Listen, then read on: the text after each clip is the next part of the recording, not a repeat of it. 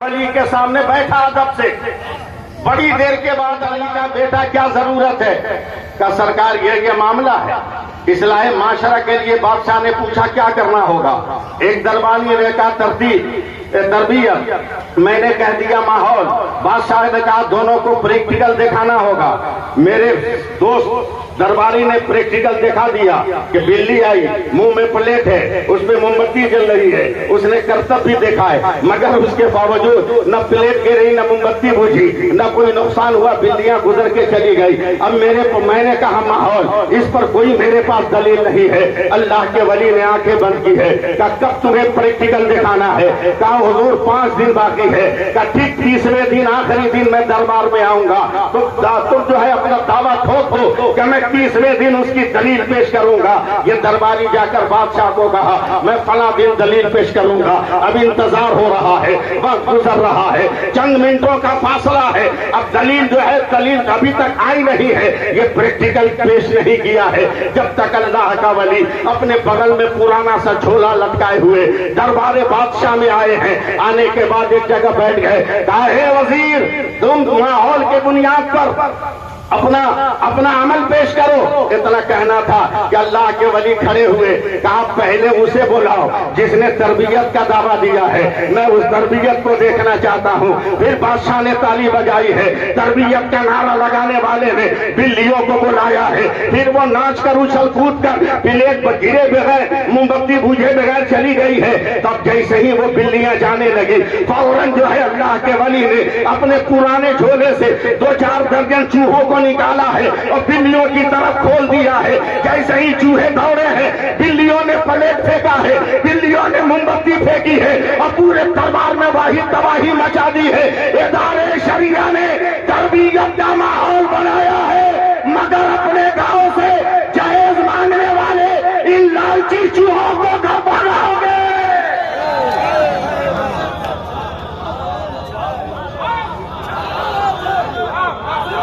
लालची चूहों को भगाओ, वरना तरबियत भी बेकार हो जाएगी, तरबियत का सारा मामला गड़बड़ हो जाएगा। इन लालची चूहों को भगाओ जो कह रहे हैं कि बगैर डिमांड के नहीं।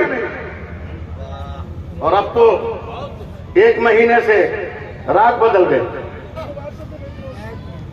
25,000 की नौकरी लग गई,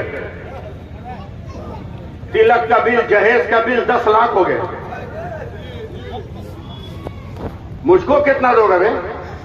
मैं तो डेली 25,000 कमाता। महीने में 25,000 मिलने लगा, 10 लाख का डिमांड होने लगा। ये वो कुत्ते हैं जो सिर्फ चमड़ी चाटना जानते हैं।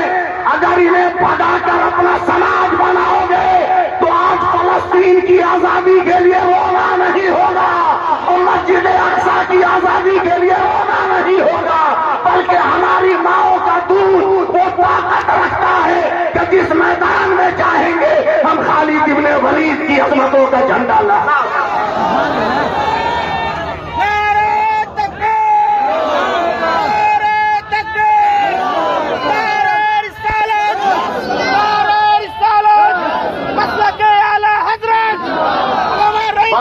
बस नारा लगाइएगा जब जरूरत आएगी तब।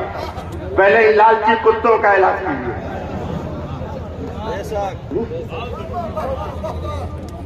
एक गरीब बाप बड़ा परेशान था, दिल्ली के अखबार में उसने खबर छपवा दी।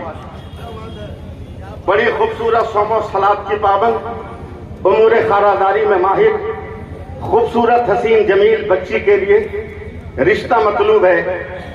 जो लड़का मेरी बेटी से शादी करेगा मैं अपना पूरा कारोबार उसके नाम ट्रांसफर कर दूंगा।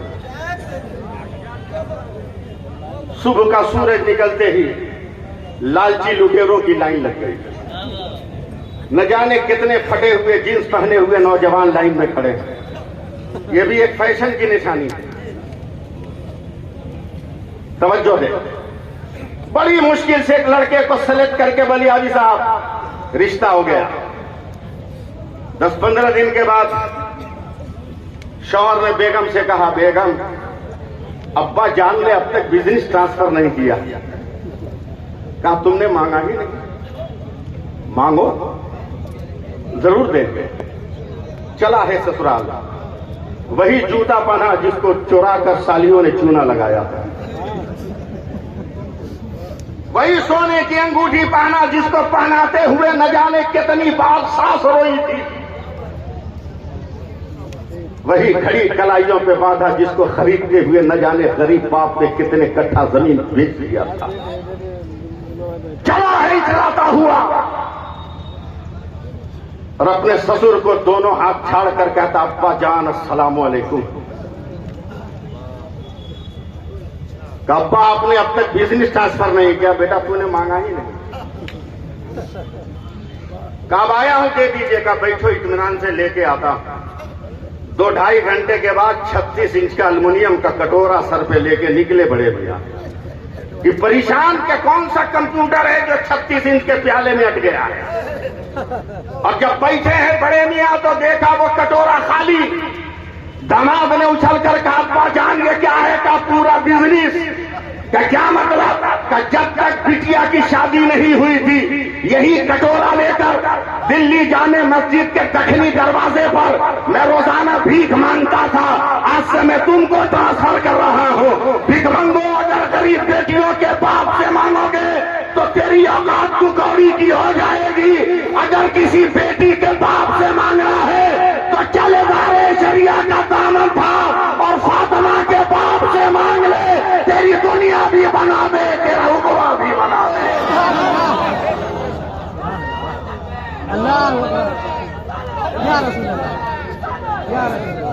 अब 2 मिनट और।